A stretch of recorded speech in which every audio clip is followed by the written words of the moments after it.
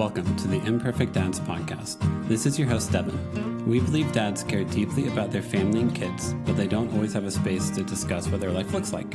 Our podcast is a space for dads to discuss the ups and downs of fatherhood and how they feel like they're holding it together or how they're not. Thank you for joining us for this episode. This podcast is part of the Never a Face Network. Make sure to follow them on Instagram or go to the website neverafacenetwork.com.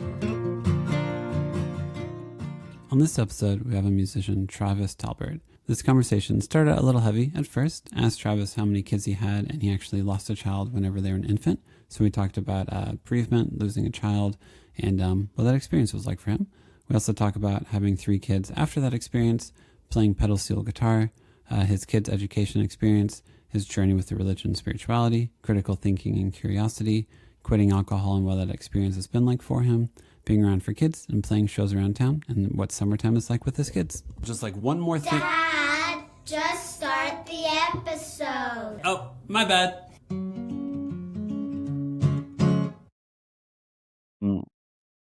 First off, first question I usually ask Travis after saying, hey, welcome to an episode of The Imperfect Dads. Thanks for having me. Appreciate you taking your time to do this. Yeah, is how many kids you got? Ages, all that good stuff. So we have three with us that my son is the youngest. He's 3. Then we have Ellie, who is 10. Then my daughter Hazel is 12. And then our firstborn, before them, he lived his whole life at Children's Hospital. He made it to about 7 months. Okay. Yeah. Gotcha. Yeah. I figure that's pertinent to this conversation. So yeah. It is. How first of all, I'm sorry for the loss of your child. That's how long ago was it, if I He can was ask? born in September 2012, and they lived into the beginning of 2013. Okay. What was the gap between having your first child and your second child? It was about a year and a half. Hazel was born in 2014. Okay. Yeah. Cool. Nice. Yeah. How's it? I've had on other dads who have lost a child and everything.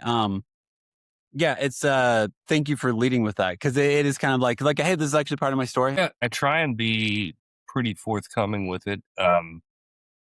I'd say especially like the people that know me real well know that I'm perfectly willing to, like, I like talking about him. You know, it's his life it was complicated. I mean, but everybody's life's complicated, and it really it taught me so many things that I think about constantly every day, and it kind of solidified so many things about how I see the world. And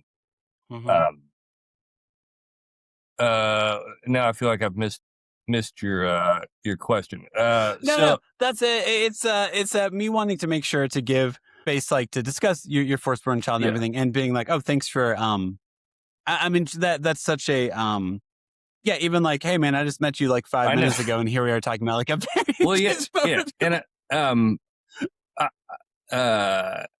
it's funny.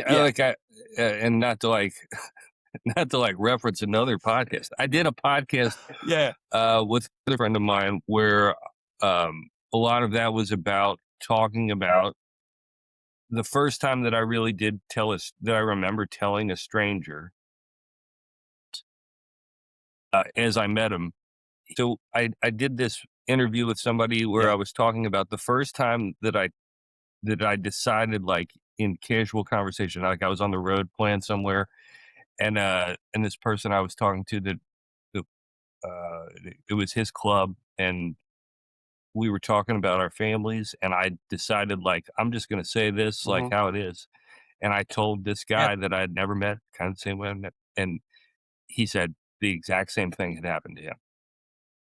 And that was the first person I ever told that. So, you know, that didn't know. Yeah. And so now, like, I don't know, you know, that made it seem like a thing that I already knew was, you know, like, you know, that everybody goes through this. You know, you're never far away from somebody. Like, everybody loses people, so it's not something to shy away from, at least to me, you know. And I think it's actually it's much more helpful to talk about things than it is to not. Yeah, it is. And I mean, already my assumption is like, oh man, you've seen some shit. and you've probably experienced some shit. And so that's like, honestly, is why it's like, oh, you and your wife have probably know each other really well, because that's such a deeply intimate thing to like go through together and to experience each other and then like have kids afterwards. I'm like, oh, that's a journey, I guess, is what my mind usually goes Yeah. to if someone tells me that. For sure. Yeah, Yeah. I agree with all what you just said.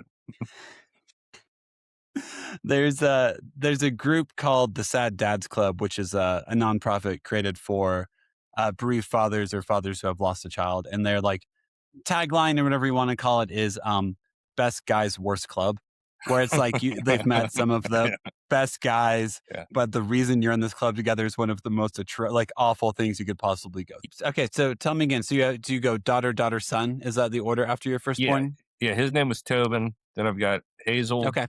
Ellie, and Leon. Nice. Cool. I have 3 kids. It goes daughter, daughter, son. And I feel like the son made me think, like, after having 2 daughters, we were like, oh, we understand daughters. We understand how this works. And then having a son was just like, never mind. Gotta reset all of my knowledge base, everything I think I know what I'm doing, because it's just having a son is having 2 of one gender and then 1 of another is just such a different experience. Yeah, I mean, like I know what you mean, but I just try not to think about things like that. At least in those kind of terms. And I mean, like, honestly, like we've got all 3 of them in the same room, you know, and the girls are old enough that they're a big help with him and they like having him around. Yeah. So I feel like he's getting, you know, I grew up with, I just had a younger brother. I feel like there's got to be something like more worldly about growing up with, you know, like a wider perspective in the household for, you know, for all of that I didn't get. So I don't know. They're going to be their own people anyway. So what do I know? Well, as long as we have this moment with our son where the 2 older ones, so mine are 10, 8, and he'll be 5 in September. Okay. So, yeah, like similar kind of vibes. Similar. Yeah. But we're finding that whenever my daughters want to help him, there's the moments where he's like, no, I got this. Like his need for independence is greater. So yeah, it's real fun to have them be like, to look at a kid and be like, what you're doing has really good intentions. He hates everything right now. And that's not about you. Yeah.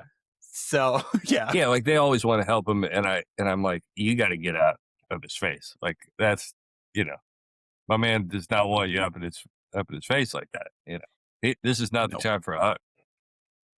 No, it's not. I mean, it probably is, but he doesn't want it. The timing might be good. His willingness to receive the love you want to offer him is not there. So, and also like when they're a baby, you do like get like, you know, this close to their face. So like to teach your kids like, hey, actually like now you can have physical distance for him to understand you and see you is like, takes them a bit to understand too, I think. Our daughters share a room and our son has his own room currently. What made you guys be like, hey, this all just do one room for all 3 kids? Is it just like necessity or was it more intentional? Necessity. I mean, like, so our house, there's 2 bedrooms upstairs. And there's this room that I'm in is in the basement and it could function as a bedroom one day. But currently I use this as a teaching, like I teach guitar a couple days a week out of this room. It's got a door right outside. It's kind of perfect for that. Cool. And at one time there were 6 kids in this house. Like they had 4 girls upstairs and 2 down here. And I know that because we bought the house from my mom was friends with all the siblings that grew up here that were part of the 6 that lived here. One of the guys, like this was my high school principal's bedroom that I'm in right now. Yeah. Nice. So I was just gonna say it is interesting because like my dad is one of 5, and I think their house had like 2, maybe 3 bedrooms. So they all shared rooms, and it's interesting that like having the ability to have like 2 kids in one room, to have kids have their own space and stuff, like feels like a luxury to some extent, or like privilege. It's like, oh, you guys can all have your own space. It's like, well, they don't need that. But if you can have it, it's an interesting mental thing. I mean, like, wrestle with. also I'm trying to think. It was probably I read a biography of Ravi Shankar a few years ago that he was talking about like just growing up, 100 years ago in India, Yeah. and just how many people in that family lived in the same, like the whole family was in one Yeah. room, like Yeah. slept in the same room. And you think about like the, you know, the reality of that. Uh, yeah, it is all coming down to like what you want versus what you need. You know? Yeah. Yeah. Pretty much. Yeah. I remember my wife and I, before we had kids, were able to do a trip to the Philippines, like Manila. And yeah, like you've got like how many million people Oh, on yeah. one island. And it's like, oh, so like all the things I think I need are more comfort than necessity. And I'm trying not to add like a value to it of like, it's good. I want comfort. Yeah. It's bad. I want comfort. It's like, nope, you have the option for comfort and you're choosing it. And you know what? Just acknowledge what it Yeah. is. Yeah. Yeah. Every time I've been So, to New York City, I like it a little more every time, but I'm like, no way I could live here. No way. mhm. Yep. Yeah. New York for like 3 days is Oh, great. I that's like think the perfect Manhattan, amount of time. Yes. Yeah. and much more than that, I'm like, oh my God. Like, it's just a lot of stimulation. And yeah, man, it's not, I don't know how you sustain the day to day rhythm with that much like things coming at you at Yeah, I all think there's times. certain people that probably thrive on it, but like I like it to be kind of, well, not kind like I like when it's completely quiet sometimes, you know, Yeah. and I've never had that there. No, no, no, I don't think it's possible. My kids all like to read a lot, which means our house is usually pretty quiet. What are your kids into? Do they like reading? Do they like more quiet Yeah, I activities? mean they're very relaxed, you know, um, very easy to be around. My oldest daughter is real into the Harry Potter books right now and is reading a lot. Yeah. The younger one was, at least they just got out of school last week, but Mhm. she's been enjoying those Lemony Snicket's books, Oh yeah. um, Mhm. which I've never read either of those series. Um, my son is definitely the loudest of the bunch, and but he's laid back when he needs to be, and Yeah. my wife's a teacher, so she's off for the summer now.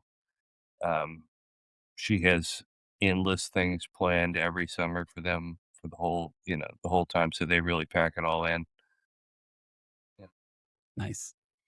That's cool. Do you guys, we do libraries a lot. I'm a stay-at-home parent, so whenever it's summertime, it's me and all three kids at home. Oh, And I man, feel like a lot of going to the zoo, going to science center, or going to yeah, libraries is kind of like where we live during the summer.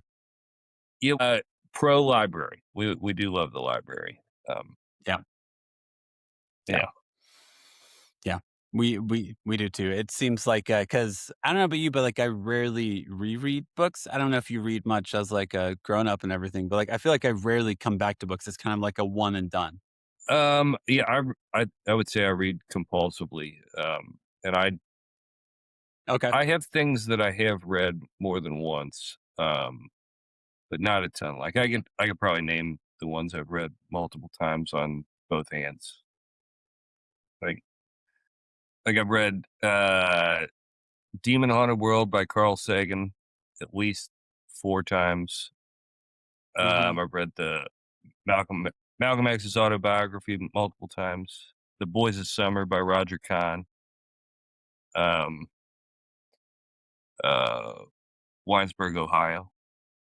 Uh, yeah, those ones. Yeah. Then everything Yep. else is a pretty kind of like, yeah. I don't even. I stopped even keeping books. I started reselling them, getting them out. Oh, Yeah, really? just because I figure they're gonna do better for somebody else if they're out there and they can read them. Yep. Unless I have, I feel the same.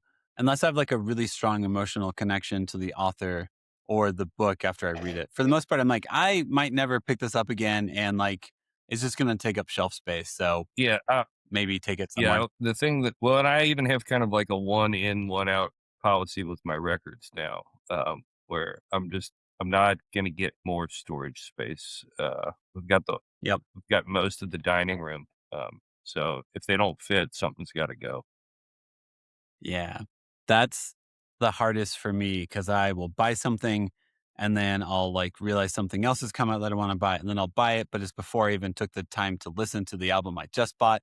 So no, that is I need to be better about that because I do that a lot of like, I'm just gonna but I'm supporting local record stores and musicians, so I should just keep on buying them Um, and not I, think about if I I'm mean, I actually think using you them or not. should. I don't think that like, Yeah, but yeah, at a certain point, it's always good to just you got to weed the garden a little bit.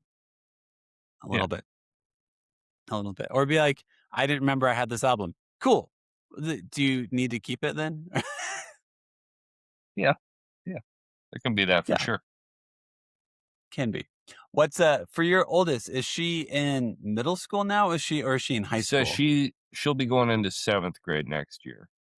But Okay. they're all like it's all like one big elementary thing until high school for them. So Oh, yeah, okay.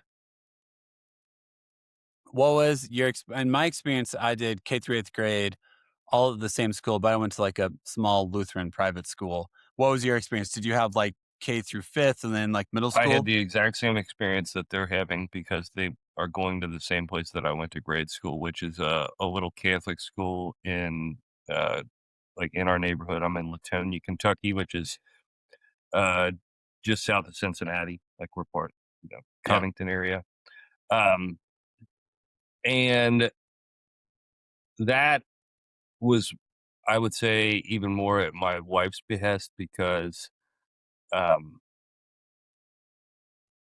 like I don't follow any sort of religion. Like I'm an Mhm. agnostic. I kind of completely reject the whole idea, but I can't. Yeah. I always have to kind of come back to the fact that I can't say that it didn't give me a good education, Yep. because it really did. Like that, you know, they sort of created a person who I think is very critical of what they're telling me because of how they taught me to think. Um, Mm-hmm. And so I guess maybe like I'm partially hoping that they'll end up the same way. I mean, they're going to form their own ideas about it anyway, but it still Yeah. is important to my wife and the rest of my family in a way that it isn't to me, but I don't and then the other thing being that my wife is a public school teacher and, has a way more informed opinion on anything education based than I ever will have. So I'm going Yep. to defer to her. Yep. Yeah, since I went to a Lutheran K through 8th grade school, yeah, my hope is that if you do go to a religious school of some sort, they're more honestly teaching you like a lot of critical thinking, which any school should be thinking teaching you. But like to me, that's more like curiosity Yeah. should be like, what's a creator? Why did this God create us? Is what I think a healthy version of religion should be. And Yeah. that's a whole side tangent of whenever religion is just about obedience and not about curiosity. And I also not a fan of that life. Yeah. Yeah, it just, it doesn't make any sense to me, and I don't even think about it, honestly, on a day-to-day basis, and I mean, like, my kids all know that, like, and I don't know, I don't know how to Yeah. do anything other than just tell them, like, "Yeah, I don't believe any of that, I don't," Yeah. yeah, Yeah. Yep. yeah, It's been interesting because my wife and I both were raised like in religious settings. And to be like, whenever we've tried to do like a Sunday school or something like that for our kids, and they're like, you're a dirty sinner and you deserve hell. We're like, I don't like you saying that to my yeah, kid. And like, I also don't know if I agree with yeah, that. So we're not coming back. yeah, Thanks. yeah, that's not a good way to make friends, I don't think. What part of the country did You you know, grow up in? I grew up in Evansville. Yeah. Oh, Yeah. okay. Oh, yeah, you did say that in one of the messages. Okay, so you're not Yes. yeah, you weren't far away. Yeah. Grew up along the Yeah, Ohio, you know? yeah, Yeah. right. But it's interesting to like think about what messages you heard as a kid and now the parent and be like, yeah, no, that message was really damaging to me and did not teach me love or community. It taught me shame and guilt. And I would rather you guys not learn shame and guilt at a young age. Yeah, like, you just start to, like, think about things that, um, w whether or not I wanna frame it that way, I guess I am kind of imparting some sort of guidance to how they're gonna Hmm. look into the world, um, Yep. but I guess all I'm trying to do is be a little more objective about it than I feel like some of the people around me were because I don't, Hmm. I like to tell them, like, even when I'm saying something very sternly, I don't know what the hell I'm talking about. Yeah. Yeah, and Well, nobody does. Like, that's all you figure no. out the longer you go. It's like, nobody knows what's happened. No Like, one knows. yeah, No. yeah, But as a kid, whenever you're in like a religious circle, a part of a religious school, you're like, oh, this must be the correct way to live. And as an adult, I'm like, it's a way to right, live. and it is. It's And a way to that's live. about it. Yeah, Yeah. and there's, it's definitely like a community building thing, and it's, Mhm. yeah, I guess that's the thing that I always kind of just find frustrating is that, that you almost can't find like a large society that's figured out how to have communal kind of social gatherings that is, removed from some sort of overarching religious thing that is almost always Mhm. kind of got some fear, looming in it. Mhm. And, Yep. that's like bigger questions of like, why do we, we're all just dreading something, I guess, so like that. Yeah, pretty Yeah. much. Yep. Yep. Yeah. But maybe don't feed me what I'm dreading, Right. Like, I'm already gonna be anxious. Yeah. I'm already gonna be like, what if I die today? Like, that's already gonna be in my conscience. So don't remind me every second I talk to you, you're gonna die I one day. guess, Like, I already know. yeah, That's but I mean, I guess so, but like, just talking to you, like, it seems like we have that kind of in common, but like, don't you ever meet people that you're like, I don't think that they're worried the way that I am right now? And I'm like, I wonder what that's like. Yep. Yeah. Yes.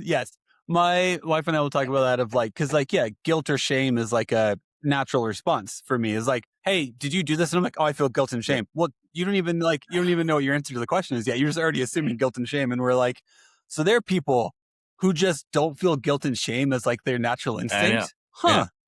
Whoa. That must be freak. No, they have something else that fills the void of self-hatred. But still, Probably. that's fascinating to know. Yeah. Yeah. I don't know what that must be like. So it's fun though to have kids and like try to not repeat your mental warfare you go through every single day with the full knowledge of you don't really have that much control over it. You just hopefully put them in scenarios where they can like learn to trust and love themselves, because that's, I feel like, pretty important to teach a kid. Absolutely. Yeah. Yeah. I mean, they're just little balls of autonomy.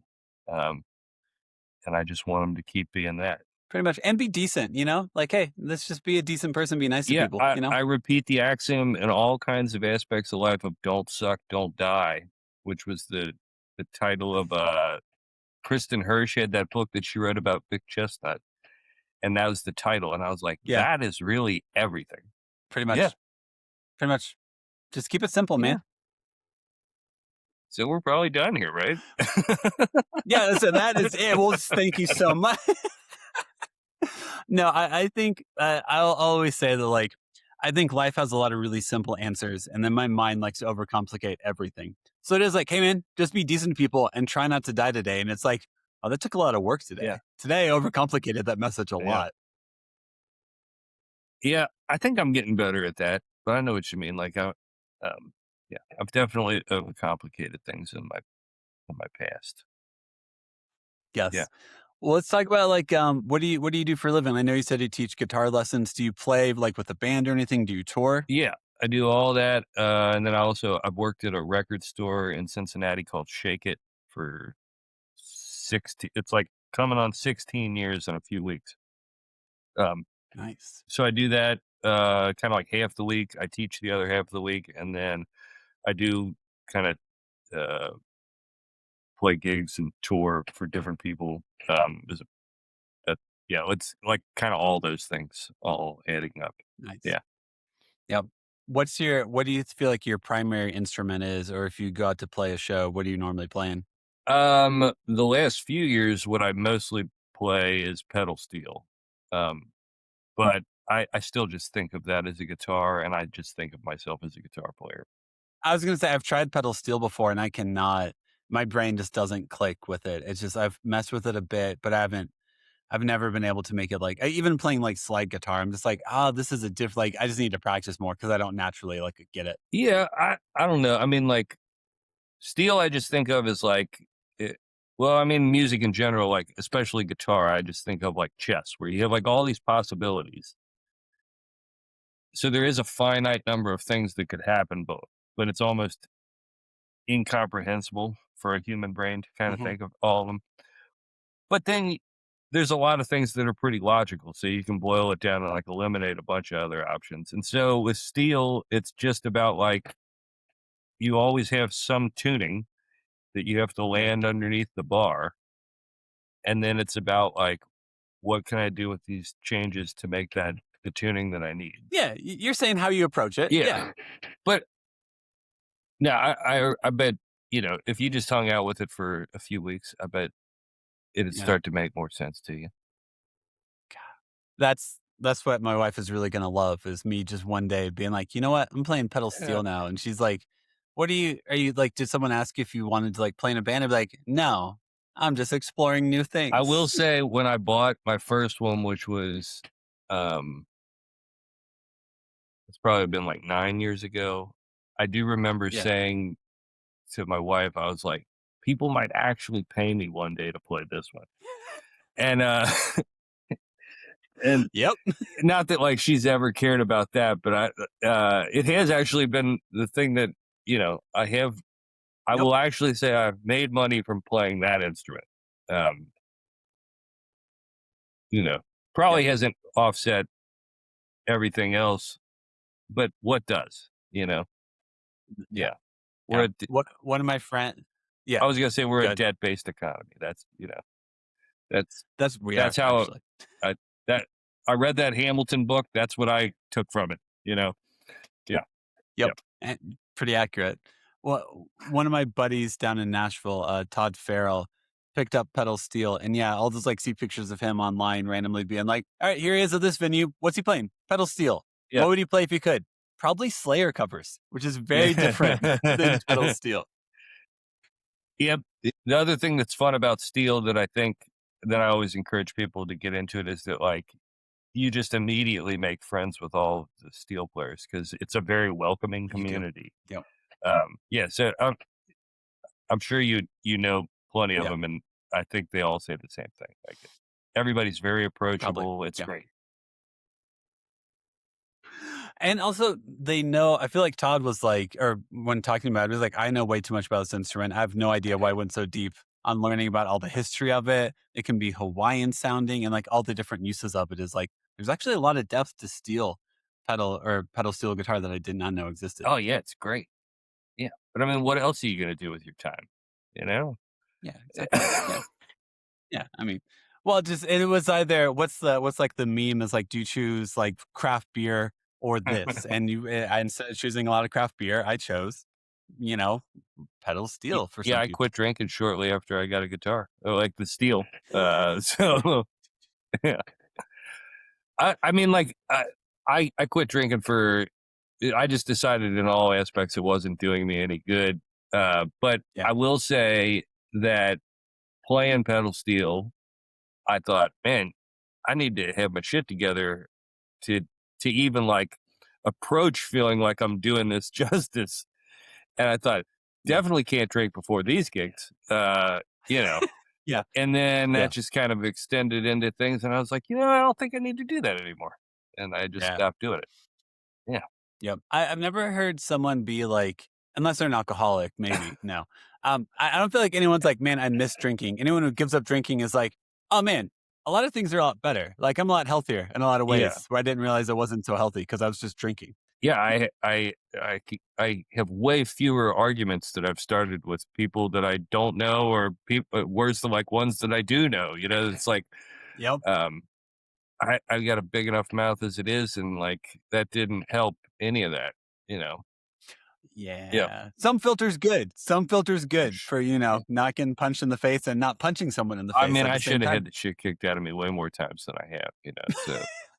I relate to that sentiment of being like, while I'm saying something, I'm not being like, Devin, stop it. That's a person. That's a person. Stop talking. Just stop talking. Nobody's interested in the intellectual point you're making. That's like the thing that I had to tell myself. Yeah. It's like, hey, you're not building any connection or community here. You're just trying to be right about something. Yeah. And that's not fun to be around. Yeah. So maybe don't be this person right now. Yeah. Yeah. What's How is it? I was going to ask, like, I think it's really cool to highlight dads because I've talked to a couple dads where like they stopped drinking because they just knew it'd be healthier for them. And I love that because like, I feel like the story that I'd always heard growing up was like, he was an alcoholic and he almost ruined his life and he had to stop drinking. And I'm like, actually, most people that I know just look up one day and they're like, I actually just need to stop drinking because it's like, I think there's better decisions for myself. Yeah, I think I quit drinking 2018. Okay. Yeah. So my youngest daughter was a couple years old, and I do remember being at maybe like a 4th of July thing or something like that, that Mhm. I had a couple of drinks, and I said something like about like, stop doing that to one of them, that I thought, I don't know if I would have even like said that if I was, just like stone sober. And it Yeah. wasn't like there was nothing really malicious about it, but I thought, I don't want to have to, like, I second much of what's in my head all the time anyway. And I thought, I don't want to have to keep of like, did I lose my temper because I was angry, or did I lose my temper because I was mostly drunk? And I, I don't know. It just seemed like there's Mhm. nothing good about this for me. Um, and Yeah. yeah, and I had other people around me that had quit for, for similar reasons. You know, I guess, everybody quits for their own reason, but it, yeah, it just seemed for, for me, like the thing that I'm always worried about is my anger. And that was, Mhm. Yeah. not helping that. And I thought I gotta eliminate that part first.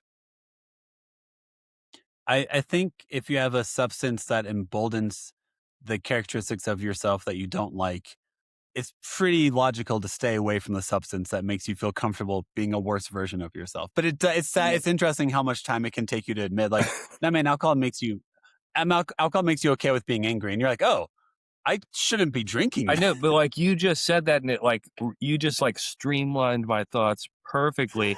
And then you even said, but it's amazing how long it takes you to figure that out. Oh, dude. You Yep. know, Yep. like Yeah. Well, I mean, that's at how that time, anything works. it Is had to be been like, like it's not that bad. it had Yeah. been like half my life at the Yeah. time that I Yep. finally decided to do it. Like Mhm. what the hell? That's stupid. Eh, and I'm glad you're in a place in which you can look up and say, that was really dumb that I kept coming back to alcohol and assuming different I results. don't. And now you've been able, it takes a while to be that honest with yourself, though, man. Yeah, I just yeah. Who knows? But it's, I think really that I really mean it is like, if you know something makes you a worse version of yourself, hopefully everyone has the mental availability to look up and go, hey, how do I distance myself from this? How do I not put myself in a position in which I'm drinking consistently because I really don't like who I am whenever like I am more permissible of stuff whenever I drink than I should Yeah, be. So I need to stop yeah, drinking. yeah. I'm glad it's over. Also though, a hell of a lot easier said than done. Cause like how do you handle now like because I mean most of your gigs I'm assuming are in bars or like, where alcohol is very accessible to you is what I would assume. Yeah, I would say, I mean, like, just speaking as a person who has plenty of people that I think have, uh, I don't even know. I shy away from ever thinking like I was an alcoholic, and Mhm. not in the way that like, you go to one of the secret society meetings and they're like, no, no, no, you got to say that kind of thing. Yeah, yeah. I, I didn't have the like my brain doesn't latch on to it the same way that I see other people do it. So like Mhm. it definitely was hard to like break the habit at first, and there are moments where it sounds like, oh, that might be nice kind of thing, but I don't know. I don't at this point I've been doing, still playing out and being in places like that enough that I don't even think about that part anymore. Yeah. Um and then like the last, like post pandemic, most of the places that I've played, it's been a nicer situation where there's I'm playing somewhere that might have a green room, like, and I Yeah. can just go I can go Yep. be away from all those, Yeah. those things. Yep. Hopefully. Yeah. Yeah. There's also the rise of non-alcoholic options. So like it might be like, hey, do you want like I feel like most bars have a ton of non-alcoholic options. They're like, hey, do you want a soda water? Do you want this? Do you want that? As opposed to like, do you want beer or liquor? Yeah. Is like I feel like 10, 15 years ago, those would have been the two options in that scenario, as opposed to like maybe you want a non-alcoholic mule or something like Yeah, that. the soda water's definitely where I go. Yeah. Yeah. Oh man, I love also talking to like people about like green rooms because it's hilarious to me. Because like I don't know if you aren't someone who's like been around music venues, but like green rooms are either non-existent, a closet, or like its own suite and beautiful and great. And I love that. Yeah, I kind of forgot to do it recently, but I used to do a pretty regular Instagram post where it was just a picture of myself in the green room, and it always just says green rooms are rarely green. Yep. And yeah, a lot. You're right. Like a lot of times they're a closet, or Yep. they're like the walk-in, right before the cold part, all that stuff. But Yeah. it's fine. Yeah. It's a dumb way to spend your time, but it's better than anything else I've found. So For like summertime with your kids, like it seems like your wife kind of like takes the lead with like planning stuff for them, making sure that they're taken care of the entire time. Does your job allow you much flexibility to like go on adventures with them during the day or be part of that? Or are you kind of like, all right, let's do some more guitar lessons, let's find some more gigs like for the whole summer? I would say, I would say it's a lot of both. Like I try and keep myself as routine as possible, where I still have weekly lessons. I still pick up gigs like as it kind of depends on like I have a handful of people that I've been playing for a few years that Mhm. those are kind of like if they offer me a tour and it's gonna work out, I'm gonna go do that. Mhm. And then uh I've got my own things that I do and I try and keep those kind of regular. But then yeah, it works out pretty well, like, that my schedule that I can like, I'm gonna take, last year, we got both the girls, Kings Island passes. Have you ever been to Kings Yeah, Island? yeah. So, Mhm. yeah, so, like, they love that, and we got them that again for their birthdays this year, and I went a couple days ago, and after Mhm. we finish this, I'm taking them both, and we're going for the rest of the night today. Nice. Um, and during the school year, like, I'm home in the mornings with my son, uh, Mhm. nearly every day. And then like we're lucky that my mom and now both my parents, now that my dad's retired, have always watched the kids like Oh, dude. in the Yeah. the evening times, like when I go to work. But I get to be with them in the mornings, and I do get to spend a ton of time with them. Um, and then like the balance being that like then like a couple weeks ago I was gone for the whole week, and everybody kind of Mhm. helps out, and it's awesome, and they make that work. And if you're talking to lots of musicians, like, it does kinda go that it'll seem like nothing's ever gonna happen ever again. Mhm. And then Yep. all of a Yep. sudden and I've stopped worrying about that as much, because then it's like everybody asks for something all at the same time. Mhm. Um, and that just seems to inevitably happen. But yeah, look, I try all the time now to just do now, is really what I Yeah. strive for. So, like, I don't even Yep. believe in time. I really don't. I don't, Yeah. I don't think it exists. All we have is our perception of right now. Even the things that are in the past, I'm just thinking of it right now. It doesn't Mhm. exist outside of how I see it. I don't worry about like the things like feel like they're going fast and like everything's flowing Mhm. by. I try not to do that at all. It's just right now. Yeah. Yeah. Yeah. I think I'll have moments of like realize that I'm more prone to realize the passing of time, but not pine for like a previous day. Like I'm not a very nostalgic person. Yeah. I'm more like, oh, if anything, I'm like, how lucky it is to have watched my oldest is 10, but how lucky it is to watch her and be in her life for 10 years. Amen, Not like, man. I can't Yeah. believe she's 10. I'm just I like, oh man, like she's been around for this long. I've been around for this I long. know. What a gift. I know. It's awesome, right? Yeah. Yeah. It's so good. Like, yeah, I think of all these things that I've seen them do, and yeah, it's just amazing. Yeah. Yeah. Yeah. Yeah. But no part of me is like, oh man, wasn't it so good? Like, I'm not nostalgic for diaper days.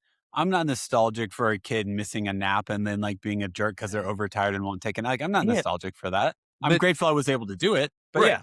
But I feel I don't like any kind of canned language when I'm talking to people. Like, I don't like small talk with people for Yeah. the most part. But like, I also kind of despise when people go, like, they ask how old you're, and they're like, "Oh, that's a fun age." And I like to say, as a canned language back at them, I always go, "They've all been fun ages because they have." Yep. Yep. I really can't think of a moment with any of my kids that hasn't been awesome.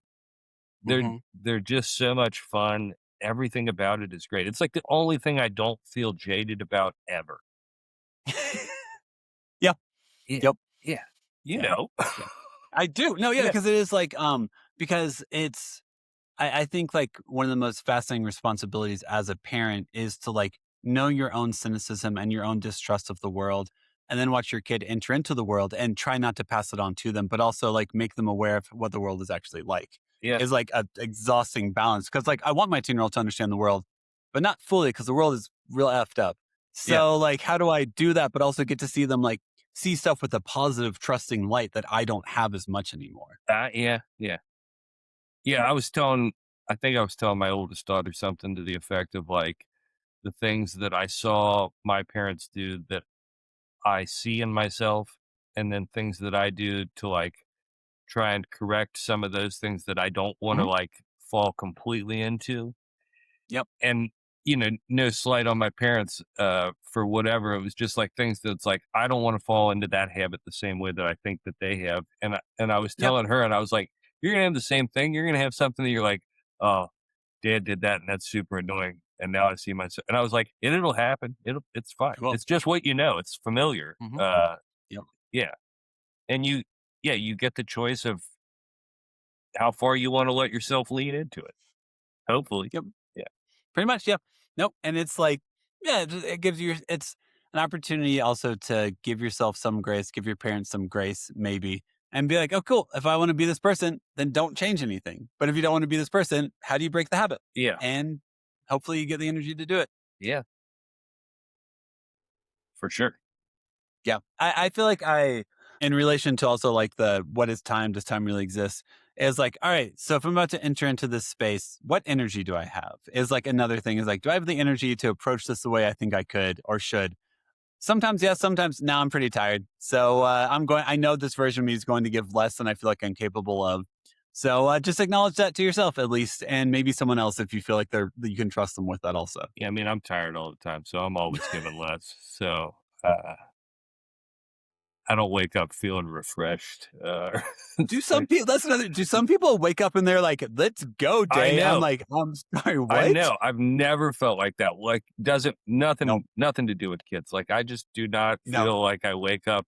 Like, I don't know how I got through school because I don't know how I was up that early as a child. Like, I can get up earlier now, and I'm just Yeah. fine with being tired because nobody's Yeah. rushing me. But like, Mhm. to get up and then they're gonna go ask me to perform mental Mhm. tasks. It's Yep. like, what the like, how the hell did I do any of that? My wife is always like, I feel like you wake up at like 8 p.m. Like I've been awake since 6, but like around Right. 7 or 8 p.m. I'm like, all right, what are we doing? And she's like, we've been going for like 12 hours. I'm ready for bed. And you're like Yeah. ready to like, let's go to a concert, let's go. And I'm like, yeah, I also wish my rhythms were different, but this is who I am. So here we go. Yeah. Yeah. I feel you, buddy. But yeah, waking up refreshed and ready to go for the day, I feel like more the like, oh, I got stuff to do was what wakes me up. Not like my body is naturally Yeah. rested and goes like, oh man, these kids got to get out the door by 7. Okay, I can't sit here. I got to get up. I got to do stuff. Yeah. Yeah, I know what you mean. Yeah. Necessity. Yeah. How I end every episode is I ask every guest a series of 5 questions. They're all like pretty casual, and you have time to think about them. Okay. They're rapid fire. The first question is, did you have any backup names for your kids? Like, did you have anything that you almost named your child? We had other things that I know I pitched that I thought were great Yeah. that my wife wasn't as into. But I feel like we came to a pretty pretty good, understanding, and they all have meaning to me, like outside of like whatever they might just appear on the surface that I don't know. Yeah. Um, I don't think my wife cared about that Hazel's name is Hazel Alice, like Hazel Dickens and Alice Gerard. Like, I don't think that part mattered to her. She just liked how they sounded together, and that really is all that it mattered. Yeah. Yeah. If she's a school teacher also, though, you've got a big mountain to climb of kids. Yeah. She has specific names that she was like, no, that one's not good. But I think, like, in general, I like hard consonants most of the time, and I like things that, I guess you would call them like old timey. Like, I thought Walter would have been a really good name for one of my sons, but I was not in a friendly room for Walters. I think if you name a kid Walter, you have to figure out how to age them to be like 60 or 70 automatically. Because, like, I've never met a 10-year-old Walter. I am very prepared to do that. Because I just talk to everybody exactly the same way. Like, from the moment they get here, I don't really know any other way to do it. And I am, in my head, I'm like a 73-year-old man and have been from, I think I try to embody that. Like, my one grandpa that lived that I knew him, he would just, he smoked constantly, and he would just sit and tell us stories, and he loved just sitting and talking. And I try to have that energy, and he would just say, like, when we were kids, we'd be out to dinner with him, and he'd go, "Trav, you want to go smoke with me?" And that just meant you were going to walk outside the Bob Evans, and he was going to smoke, and he was going to talk to you. And that was I still think of that very fun. That's awesome. Yeah. So you're just waiting for your body to catch up with, like, your mentality of being a 7-year-old man. I don't know. He lived till he was like 86, 87, 88, something like that. And in the last few years, I remember going over to his house for something that he was just standing in his doorway. He looked all frail as can be. He had shrunk. And I don't remember what he was joking around with me, but he kind of like dropped back onto his legs and threw like a combination of punches. Like, this is a guy that had been in the Navy. He did that, and I was like, if he had hit me, that shit would have hurt. And like, when he jumped, I was afraid for him, like he was going to fall down, and he had great bounce. So, like, maybe I'm in as good a shape as he ever was. Maybe. I don't know. Maybe. Now, maybe I'm just already on the downside. I don't know. Yeah. You don't know until you're there. You don't. That's cool. Next question is, who's like your favorite TV or movie dad? Ooh. Or what comes to mind? I think the one that comes to mind is probably Uncle Phil. Yeah. Yeah. He's a good, he was a lawyer, which is a little quite my thing. But, like, he's when you find out more about Uncle Phil, you find out he was kind of coming from a radical place, and he was trying to take down the system from the inside. I can get down with that. Yeah.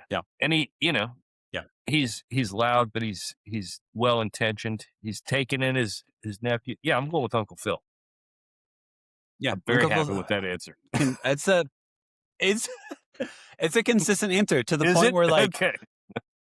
Yeah, it is. No, you're good. Okay. I think, like, Fresh Prince of Bel-Air is like one of those shows I remember watching, like, the reruns of as a kid, but never watching it, like, in real time. I feel like whenever you're a kid, there's just, like, always episodes of, like, Seinfeld or The Simpsons on, and I had no idea why. Yeah. So I'm like, I don't know this. I almost need to, like, go back and watch Fresh Prince of Bel-Air so I can actually watch the Uncle Phil's, like, character arc, because, like, I just think of him as, like, being in the background, and that's about it. Yeah, I don't remember if I was watching. I feel like I was watching that as it was going on, but I'm not sure. Okay. Yeah. That's another great thing with time, is to be like, The Simpsons are a big part of my childhood. I can't tell you what seasons. I can't tell you what years. I can just tell you random quotes from episodes that make no sense out of context. Yeah. Yep. Next question. You might not have one. Do you have a replacement curse word, or do you just say the curse word? Oh, you mean like in front of my kids?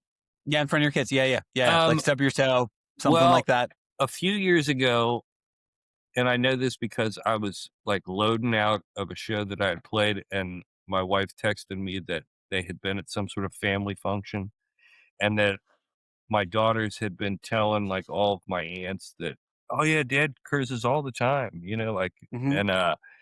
and she said, and I remember thinking like, well, that's no, not that I cared, but I was like, I don't want that to be the thing they tell everybody about me. That's your legacy. Yeah. And I was like, I'm going to show them, and I'll just never swear in front of them ever again. And so I didn't for like 4 or 5 years.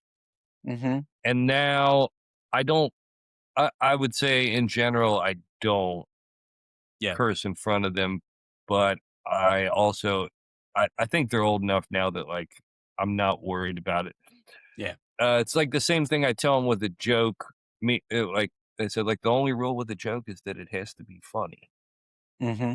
And I mean that like in the same way that like if they're saying something like that, I was like, you got to know the room, and if it's not going to land, you're going to look. Don't say it. Yeah, Yep. Don't say it.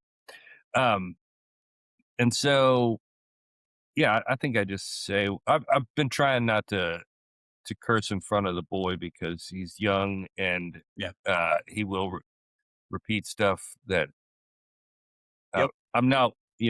I'm trying not to do that. I don't think I have a replacement word. I just don't. I just just grunt. Right. Sound effects. I think sound effects is more what I'm prone to do. Yeah. Yeah. I had it's kind of along these lines. It wasn't my fault necessarily, but when when my younger daughter, she had trigger thumbs. Okay. When she was real little, and we had to go get those. It was like a real quick operation, but I had to take her for a preliminary visit. And it was around Thanksgiving, and I know that because the night before she had come downstairs, and she was probably like 3, and I had Planes, Trains, and Automobiles on, and oh God, and I thought she was asleep and not even paying attention, sitting next to me in the chair, and it was during the whole scene where it was like, you didn't have the fucking car in the fucking yeah. Where he says the F word like 20 times over and over. And I just thought she was asleep. And so then the next day I drive her to this appointment, and she's sitting in the back of my van that I had at the time, just like this tiny little kid in the back of my van. And she was like singing to herself, fucking. And I was like, what are you saying, Elle? And she just, and so she's singing that. And then I realized that, and I was like, well, she just heard the word. She doesn't even know what it means. But then somebody cut me off on the drive home, and I went, whoa. I just went, whoa. That's all I said. And she said, what do you say, whoa? And I was like, this guy cut me off. And she went, this fucking guy. That's awesome. How old was she? Like 3, 4, something, tops. Yes. And I was like, wow. Yeah. Yeah. We watched, we were watching through The Bear, and our like 4-year-old son had come into the room, and we thought he had fallen asleep. And we watched the episode of like the Dinner of the Seven Fishes, which is like this massive Italian like dinner, and they get into a huge fight. There's a moment where Bob Odenkirk is like trying to get someone to punch him. He's like, you fucking pussy, you won't do it, you fucking pussy, you fucking pussy. And my son just starts going, you fucking pussy. And we're like, no, that's not. Yeah, you can't do that. There is no scenario in which my 4-year-old saying you fucking pussy is a scenario. Not going to work out well for you. Yeah. It's not. But it's now a good story to tell. But in the moment, I was like, how do we negatively reinforce this? Yeah. To never say this phrase again, because this does not turn out well for anyone if you say this in a different context. Yeah. Next question. What was like one of your favorite like activities or toys that you play with your kids? Well, I do like any time that they want to go like hit wiffle ball. Just because I love baseball. But in general, I would say just like I like being outside when they're riding their bikes. I remember like riding my bike when I was a kid and loving that. And then maybe selfishly, but my son definitely loves playing the drums. And That's fun. so, uh, and I'll play music with my daughters too, but, and I've told people like they definitely like it, but he seems like it might ruin his life, you know? Yeah, I got that. Yeah. Um, and so I like playing, playing music with them whenever they want to do that. But, yeah, I mean, the, both of them, my daughters are real, like, they like painting and making Mhm. crafts and stuff like that. And like, they'll rope me into doing that because I don't ever like gravitate towards it, but I've enjoyed Nope. doing that with them. And Yeah. yeah, if they want to hang out with me, I'm pretty psyched about it. It's cool. Doesn't It matter. was like, oh, this is great. This is great. Yeah. What Yeah. you want? Are we getting ice cream? Are we just hanging out? Are we walking around Yeah. the neighborhood? This is Oh, awesome. This yeah. is great. Just taking a walk is my favorite. Yeah. Yeah. Yep. But also takes the most energy to convince them to do, I feel like. Sometimes. Or Or I can. like going swimming with everybody. Like, we really like doing Okay. that too. Yeah. Yeah. Yeah. But never in the Ohio. That's the Oh, no. Absolutely not. Can't do that. God no. God No. no. And then last question for you. What is your least favorite kid show or movie? Like show that your kids used to watch or do watch where it's like, I cannot stand this show.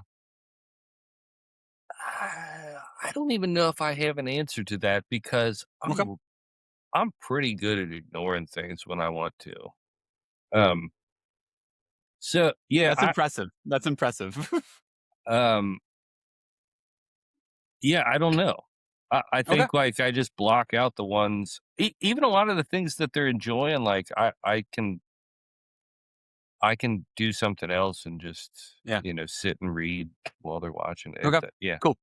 Then I'll ask you a backup question. Okay. What's like a moment? Is there like any moment of your kid's life you're most excited to be a part of or see them enter into? Like, is there any phase of like, oh man, I can't wait till my daughters do this or my son does this or anything like that? No, just again, Yeah. it like comes back to the like Yeah. right now is it. Yeah. Yeah. Because I really do that. Like that's all we have. So, Mhm. and I would say that kind of comes back to especially with our firstborn that like you don't know what's going to happen, and that's just how everybody's life is. Mhm. So some people's lives are longer than others, and Yeah. that's just how it is. So yeah, I'm just uh the furthest I'll look ahead is, like a practical amount, like a week or so. Like Mhm. just to be like planned enough that that'll be fun. But Yeah. yeah, so I'm looking forward. We're gonna go ride some roller coasters today. It's gonna be a good time. That's awesome. I never went to Kings Island because Evansville was it was like That's a a bit 5 hour of drive, I think, to Yeah, that's a Cincy. little bit of a drive. Yeah. So Holiday World is where we went a lot. Was Where is Holiday that World. one at?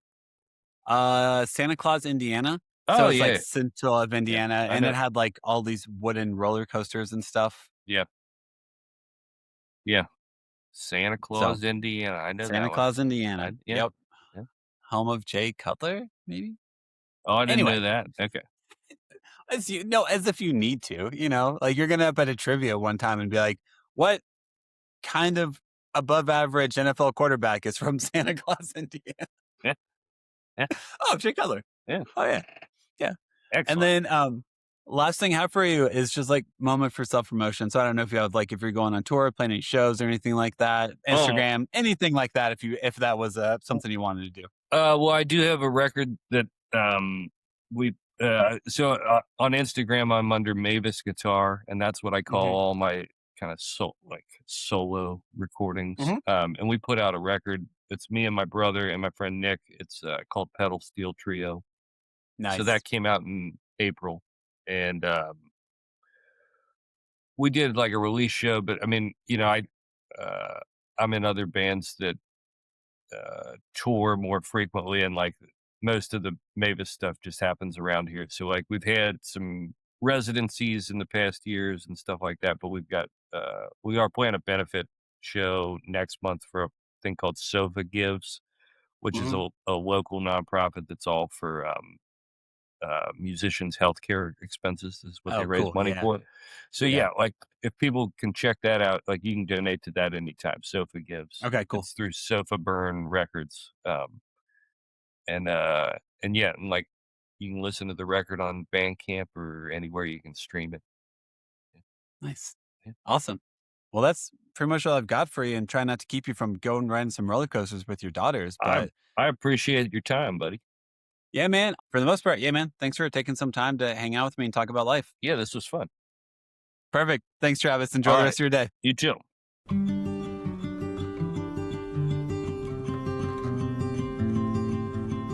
Thank you so much for listening to the episode. Make sure to follow us on Instagram, TikTok, and YouTube at the Imperfect Dads Podcast. And make sure to give us 5 stars wherever you listen to us. Music, editing, and production is all done by me. Make sure to tune in on Mondays and most Thursdays for new episodes. This podcast is part of the Never Efface Network. Make sure to go to nevereffacenetwork.com to learn more about them.